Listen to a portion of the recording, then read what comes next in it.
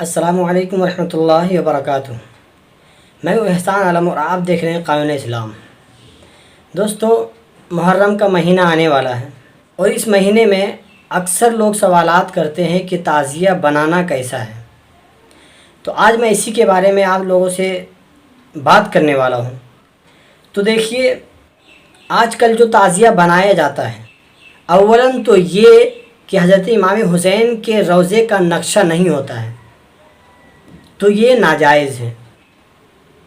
اس میں اعلیٰ حضرت خود فرماتے ہیں کہ تعزیہ بنانا جائز ہے، لیکن وہ تعزیہ جس میں امام حسین کے روضے کا نقشہ ہو، صحیح نقشہ ہو، وہ تعزیہ بنانا جائز ہے۔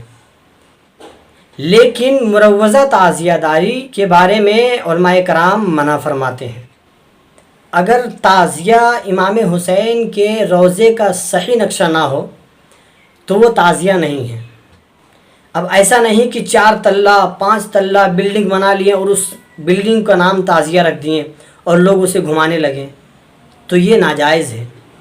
بلکہ اعلیٰ حضرت فرماتے ہیں کہ تعزیہ بنا کر کے، یعنی امام حسین کے روضے کا صحیح نقشہ بنا کر کے آپ ایک جگہ پہ رکھ دیجئے اور اس تعزیے کو برکتاً زیارت کیجئے، اس تعزیے کی زیارت کر کے آپ فیض حاصل کیجئے، برکت حاصل کیجئے۔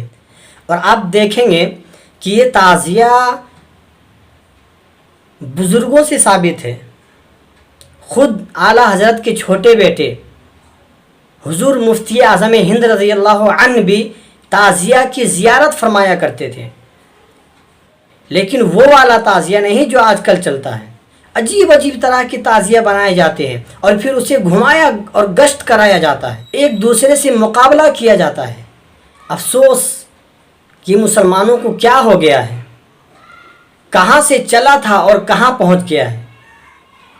اگر کوئی سمجھائے تو ماننے کو تیار نہیں ہے، بلکہ الٹا سمجھانے والے کو برا بھلا کہنے لگتے ہیں۔ خلاصہ یہ کہ آج کے تعزیہ داری اور اس کے ساتھ ہونے والے تمام بدعات و خرافات و واہیات سب ناجائز و گناہ ہیں۔ مثلا ڈھول بجانا، ماتم کرنا، اچھلنا کودنا، تماشے کرنا، میلہ لگانا، اور ہمارے یہاں تو ایسا بھی ہوتا ہے کہ مٹی کا 2 گولا بنا کر کے اسے تعزیہ میں رکھ دیا جاتا ہے اور اسے تصور کیا جاتا ہے کہ ایک گولا امام حسن ہے، ایک گولا امام حسین ہے، معاذ اللہ۔ اس کے بعد پھر کیلے کا پتا کاٹ کے لایا جاتا ہے۔ سب جاہلانہ باتیں اور ناجائز حرکتیں ہیں، ان کا مذہب اسلام سے کوئی واسطہ نہیں ہے۔ جو اسلام کو جانتا ہے اس کا دل خود کہے گا کہ اسلام جیسا سیدھا اور شرافت اور سنجیدگی والا مذہب ان تماشوں اور وہم پرستی کی باتوں کو کیسے گوارا کرے گا۔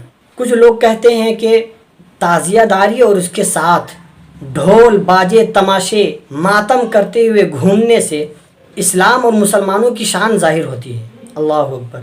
میرے بھائی، 5 وقت کی اذان اور محلے، مسجد اور شہر کے سب مسلمانوں کا مسجدوں اور عیدگاہوں میں نماز جمعہ اور نماز عید باجماعت پڑھنے سے زیادہ مسلمانوں کی اور شان کیا ظاہر ہو سکتی ہے۔ بلکہ ان خرافات کو دیکھ کر غیر مسلم بھی یہ کہتے ہیں کہ اسلام بھی تو ہماری مذہب کی طرح تماشائی مذہب ہو چکا ہے۔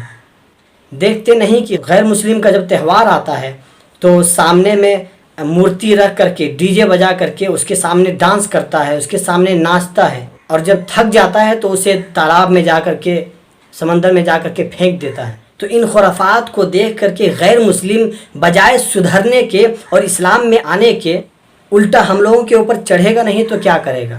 جبکہ نماز، روزہ، ایمانداری، سچائی، احکام شرع کی پابندی اور دینداری کو دیکھ کر کے غیر مسلم بھی یہ کہنے پر مجبور ہو جاتا ہے کہ واقعی اگر کوئی مذہب بہتر مذہب ہے تو وہ مذہب اسلام ہے۔ تو میں آپ لوگوں سے گزارش کروں گا کہ آپ لوگ ان خرافات سے بچیے، ان واہیات باتوں سے بچیے۔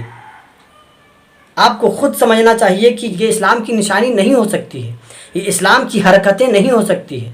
اسلام کھیل تماشوں کا نام نہیں ہے میرے بھائی۔ تو میں بس اتنا ہی کہوں گا کہ جو محرم کے مہینے میں خرافات ہوتا ہے آپ لوگ اس سے بچیے اور دین کو سمجھنے کی کوشش کیجیے۔ امام حسین نے کس طرح سے دین کی تحفظ کے لیے اپنے خاندان کو لٹا دیے، اسلام کو سینچنے کے لیے اپنی جان قربان کر دیے۔ اس بات کو آپ لوگ سمجھیے، اسلام ہم تک کیسے پہنچا ہے اس بات کو سمجھیے۔ آپ لوگ تعزیہ بنائیے، اس بات پہ منع نہیں کر سکتے ہیں، لیکن تعزیہ کی طرح بنائیے، وہ تعزیہ جو امام حسین کے روزے کا نقشہ ہو۔ تو آج کے لیے بس اتنا ہی۔